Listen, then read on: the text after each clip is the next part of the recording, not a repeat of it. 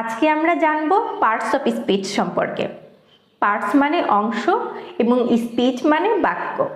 সুতরাং parts of speech মানে বাক্যের অংশ।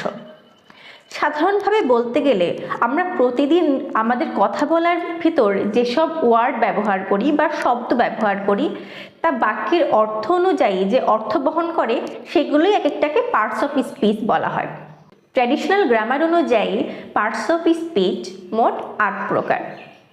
নাউন মানে বিশেষ্য, প্রোনাউন সর্বনাম, ভার্ব ক্রিয়া, অ্যাডজেক্টিভ বিশেষণ, অ্যাডভার্ব ভাব বা ক্রিয়া বিশেষণ, প্রিপোজিশন পদান্বয়ী অব্যয়, কনজাংশন সংযোজক অব্যয়, ইন্টারজেকশন অনন্বয়ী অব্যয়।